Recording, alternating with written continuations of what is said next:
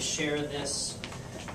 This curriculum is called Second Step, and this is at just tons of schools across the country. But what's nice about it is it's just a big picture. You talk about what you see, and this is a lot. We talk a lot about how do you know that person is feeling that way, and so you have a picture of someone who's clearly sad or scared, and the answers you get are across the spectrum. How do you know that they look this way or that way? And the back just, it kind of has a script, but what I like about it is that it's not a direct situation. It's not, so-and-so hit someone else. What should you do? Oh, use your words first. Those, we hit those all, we do that all the time. This one is about this boy invited the other one over to show him a game, but he just wants to build his fort instead. And so is that it's very nuanced, because no one's fighting, but they're not happy because they're not together. And so how do you, and you can talk, if you started at 8 in the morning, you could always talk in the morning.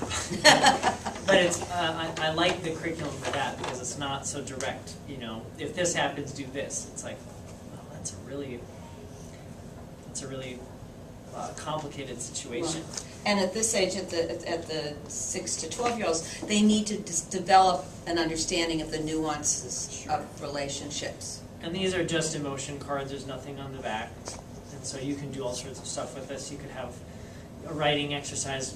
Create a script where this happens, or you can, with students who are still working on recognizing body language.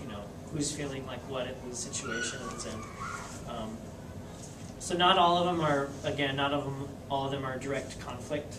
This one is just, if you look really closely, her face is sort of, clouded a little bit, but she's not fighting with anybody. There's not even anyone else in the photo. No, she's very concentrated. Yeah. Focused. Yeah, so they're not always negative. Well, and that's the point. You want to be able to understand the difference between somebody being focused and concentrating on what they're doing and somebody who's angry or upset with you, and that's why they aren't paying attention to you. And those are two very different things. But from the perspective of the individual, if they don't see those subtleties, they're going to think because so-and-so is like this with their work, they're angry at them because they're not stopping what they're doing to interact. And so, again, it's just a matter of learning what it is to be a fellow human being. And that still goes on even in a 6 to 12-year-old setting, even in a, adult setting, right? Yeah. But the more help that we get in doing it when it's developmentally appropriate, the better we'll be at it when we get older. And so that's, I think, where we come maybe to the place of how can parents help at home with conflict resolution and problem solving. And well, first of all, the way that you help is by coming to things like this so you know what we're doing, because then we can be more consistent. I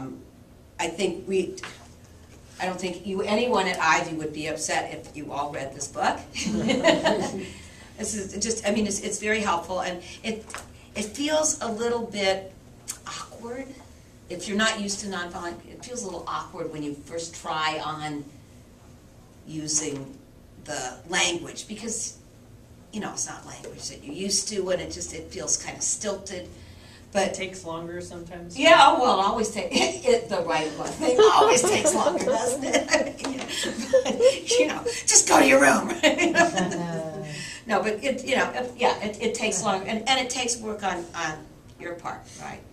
But it really once you get used to it, you don't have to do it exactly the way they do it in the book. But once you understand what's happening, that you're giving messages, that you're responsible for your own feelings, you're not blaming anybody else for how you feel, but you are saying this is how it is for me, and in this situation, I would really appreciate it if you could do it differently. You make a request, you don't make a demand. And that's a very different perspective. Is it nonviolent communication not being violent, or does it mean not communicating in a violent fashion? It means not communicating in a violent fashion. It doesn't mean, again, I'm nonviolent because I'm not hitting him. It really is communicating in a way that is truly respectful of yourself and respectful of the other person.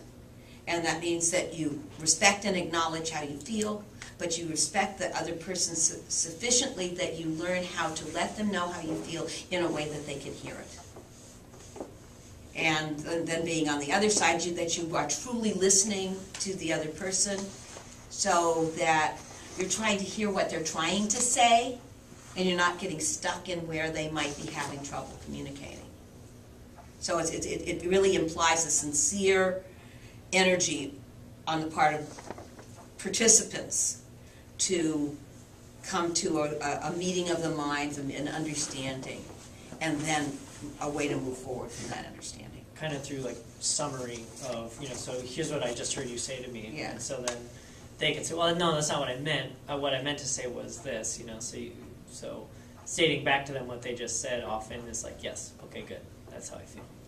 And if you both agree on what you said, a lot of times that's what all of a sudden that's actually where the conflict came, because you didn't understand each other to begin with, and that's why the difficulty happened. And somebody had their hand up, and I was just wondering, do we have a lending library that I read? Yeah, this is my copy, and I'm a lending. No, and yeah. Just no, what I'm saying, the the books that I brought, these all stay here. These will be here, okay. And so you're welcome to borrow any of these.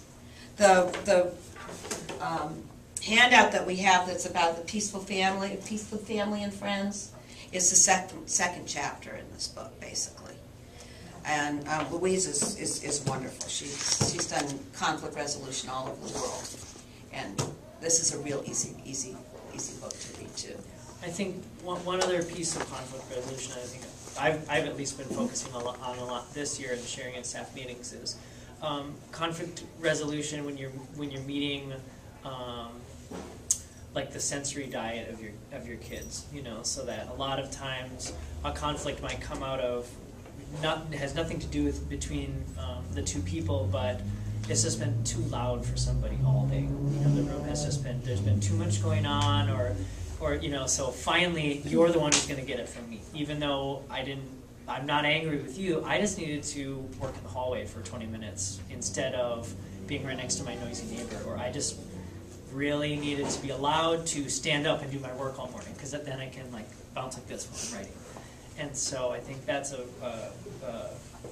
non-direct approach that we work on a lot here. We have bands around the bottom of the chairs for bouncing your leg, or just all these different ways to meet these sensory needs that often erupt in these verbal ways or physical ways, where all of a sudden I'm just going to come out and hit you at recess even though you didn't say anything to me. I'm just going to, and really with a history of observation with students, you've been watching them all year, they just really